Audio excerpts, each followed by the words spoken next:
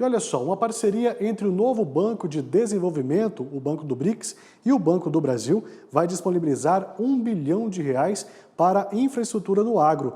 Os recursos são para investimentos em construção de armazéns, energias renováveis e sistemas de irrigação.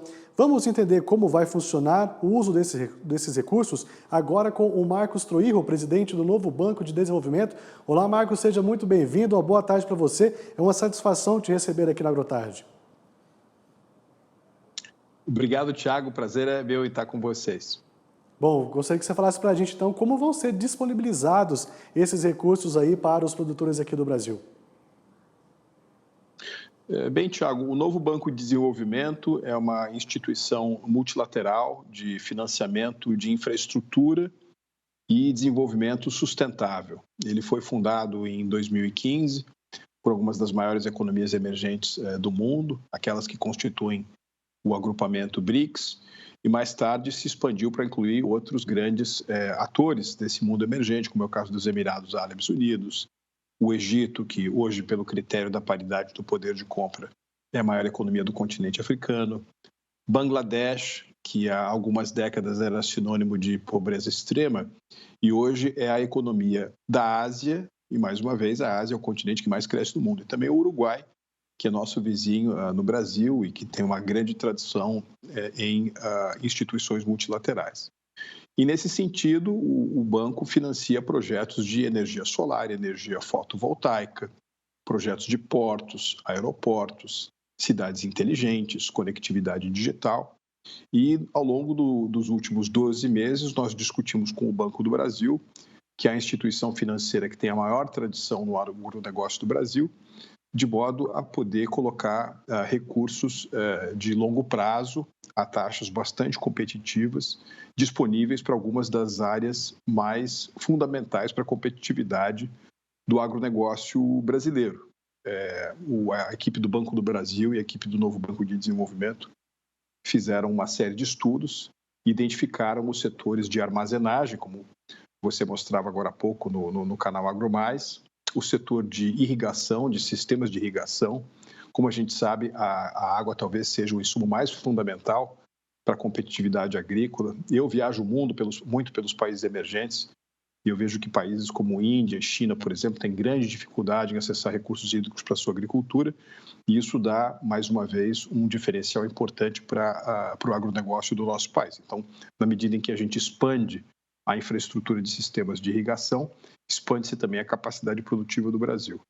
E também o setor de energias renováveis, né? O Brasil é um país abençoado por uma grande exposição ao sol, por correntes de vento importantes, que tem a capacidade de potencializar a produção do agronegócio. Então, a partir de agora, essa linha de crédito superior a R$ 1 bilhão está disponíveis a empresas do Brasil, são recursos disponibilizados pelo novo Banco de Desenvolvimento ao Banco do Brasil.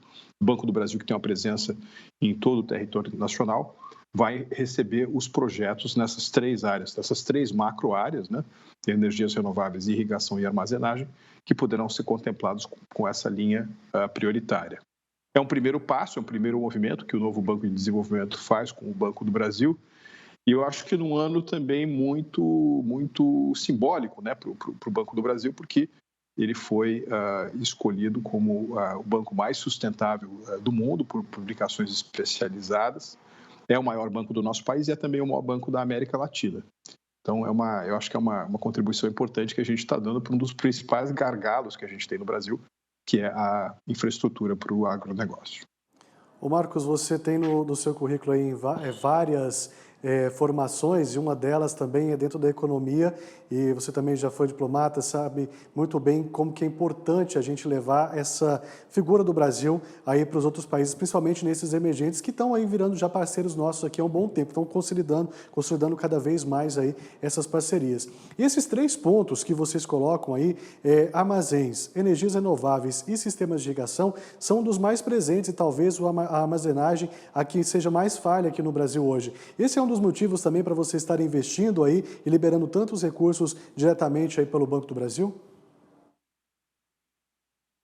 Na realidade, Thiago, há uma mudança, há duas mudanças estruturais no mundo que eu acho que são muito importantes e que funcionam um pouco como pano de fundo para essa nossa parceria. Uma delas é o tema da segurança alimentar, né? Hoje, talvez uma das principais preocupações do cenário internacional seja como garantir fontes de suprimento de alimentos ao longo do tempo. E como a gente sabe, o Brasil, pela sua meteorologia, pelo seu solo, pela sua capacidade de trabalho, né, do seu produtor agrícola, da sua gente, é de fato uma superpotência do agronegócio. Portanto, essas características são muito atrativas para aqueles que querem fazer investimento em infraestrutura. E a segunda característica, que tem também que ver com uma mudança no cenário internacional, é essa constatação de que países com grande contingente populacional, é o caso da Índia, é o caso da China, é o caso da Indonésia, é o caso de Bangladesh, cada vez mais estão crescendo a taxas percentuais muito impressionante. Esse ano, por exemplo, que é um ano de grande preocupação, né, por conta de uma possível recessão nos Estados Unidos e na Europa, a Índia deve crescer em torno de 8%.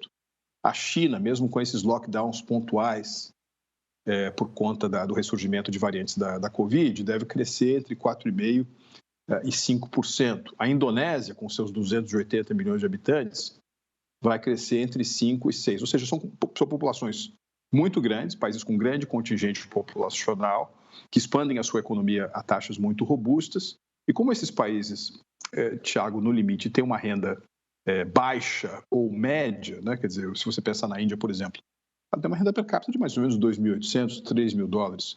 Quando um país cresce tão rapidamente a partir de taxas tão baixas, essa renda incremental, ela vai sobretudo para o investimento em infraestrutura e para a ingestão de alimentos, para a ingestão de calorias. As pessoas consomem mais. E há, portanto, um choque de demanda considerável que, a meu ver, muda para sempre essa posição relativa do Brasil no cenário internacional de suprimento alimentício.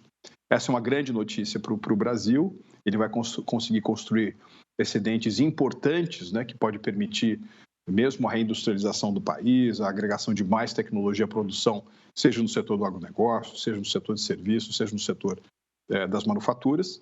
E, portanto, para que isso possa ser plenamente potencializado, é fundamental muita infraestrutura, infraestrutura de armazenagem, infraestrutura ferroviária, infraestrutura inteligente de rápida movimentação nos portos. E, portanto, o agronegócio brasileiro, as instituições brasileiras têm que buscar os recursos internacionais que estão disponíveis para que essa potencialização seja feita no máximo nível possível. Ô Marcos, em 2020 você assumiu a presidência do Banco do BRICS, né? Novo Banco de Desenvolvimento. Um dos principais atributos do banco é financiar esse tipo de projeto de infraestrutura nesses países emergentes, principalmente do bloco, né? E a gente pode citar também o Brasil, Rússia, Índia, China, África do Sul e as outras nações emergentes que você citou para a gente. E esse investimento no agro brasileiro, ele faz parte desses atributos e é possível também a abertura de mais financiamentos, além desses três que nós citamos agora, é possível, principalmente no ponto que você citou agora, importantíssimo, que é a malha ferroviária brasileira. Nós temos uma extensão muito grande e muitas das vezes aquilo que é produzido lá em Mato Grosso demora muito para chegar no Porto de Santos. É possível a gente ter também investimentos para esse tipo de infraestrutura? Sim, Tiago, é possível. Veja, o novo Banco de Desenvolvimento, da sua fundação em 2015 até hoje, né, portanto, nos seus 7 primeiros anos de operação, aprovou 30 bilhões de dólares, ou seja, alguma coisa como 170 bilhões de reais para investimentos em infraestrutura nos seus países membros. Nós acabamos de adotar uma nova estratégia para o ciclo de 2002 a 2026. Então, se nos primeiros 7 anos nós investimos 30 bilhões, nos próximos 5 nós devemos observar um nível de aprovação semelhante ao dos primeiros 7 anos, ou seja, a aprovação por ano será maior do que em anos anteriores. O Brasil tem no NDB o seu principal patrimônio acionário, né, o Banco Multilateral, em que ele possui o maior número de ações comparados com os demais, ele não é minoritário a ninguém, portanto, nós podemos esperar aí um volume considerável, que eu estimo entre 25 a 30 bilhões de reais para os próximos 5 anos, nessas áreas prioritárias. Agora, o novo Banco de Desenvolvimento é uma instituição que recebe projetos do país, ou seja, nós precisamos que o governo brasileiro, que os estados brasileiros, os municípios, ou mesmo o setor privado, nos apresentem os projetos que eles consideram prioritários para investimento. E é claro que a conexão ferroviária, sobretudo para permitir uma logística eficiente, né, de escoamento da produção do agronegócio, é uma área prioritária, de modo que a gente espera, sim, não apenas receber, mas também financiar, ao longo desse próximo ciclo de 5 anos, um montante significativo daquilo que vai ser o esforço brasileiro para a melhoria da sua infraestrutura logística. Marcos, nós temos uma audiência muito grande em todo o país e com certeza quem está em casa deve estar se perguntando agora como fazer para apresentar esses projetos para vocês, porque isso chama muita atenção. Como você disse, o banco precisa que esses projetos cheguem até vocês. Como é possível fazer isso, tanto para o governo, para os estados, para as empresas, para a iniciativa privada, que queiram apresentar alguma coisa para melhorar esse setor do agronegócio e para ficar ainda mais pujante? O que eles podem fazer?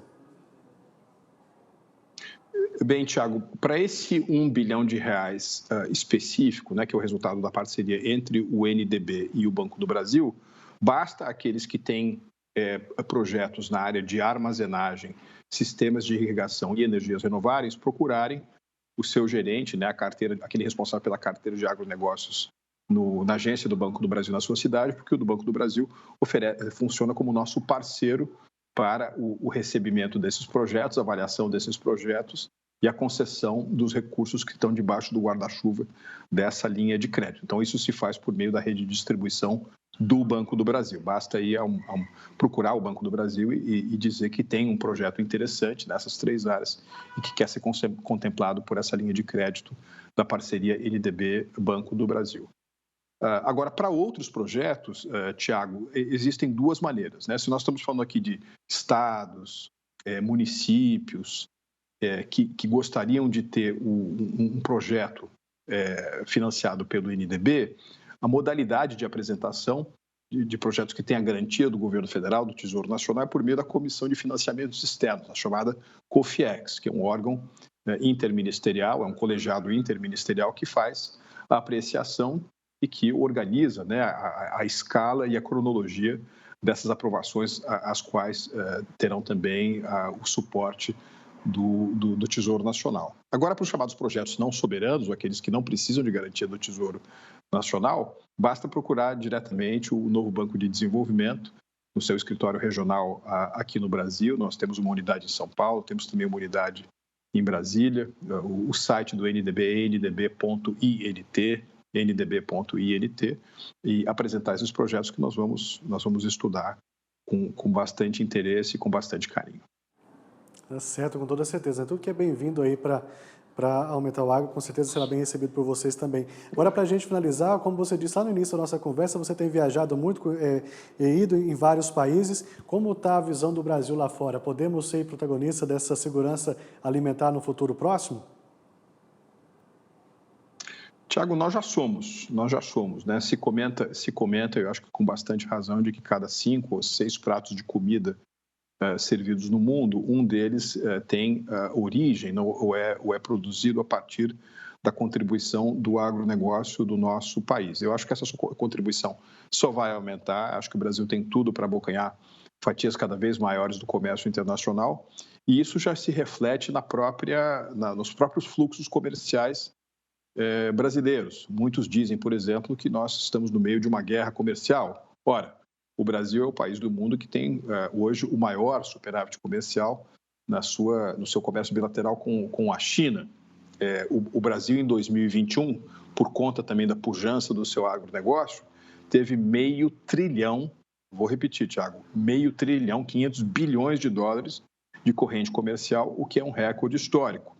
Teve 280 bilhões de dólares de exportação, o que é um recorde histórico. Teve um superávit comercial, quer dizer, no final do ano, né, em 2021, uma balança comercial positiva de 61 bilhões de dólares, que é recorde histórico, e pela performance, né, pelo desempenho do comércio exterior brasileiro, mais uma vez, muito liderado pelo agronegócio. Nesses primeiros 6 meses do ano, né, essa balança que concluiu no último dia 30 de junho, nós estamos aí com 15% a 20% de fluxos superiores ao do ano passado. Ou seja, acho que 2022, apesar de ser um ano muito difícil no mundo, um ano em que provavelmente nós vamos ver os primeiros lances recessivos, né, em algumas das economias mais maduras, e esse ano será um ano de novos recordes para o comércio exterior brasileiro.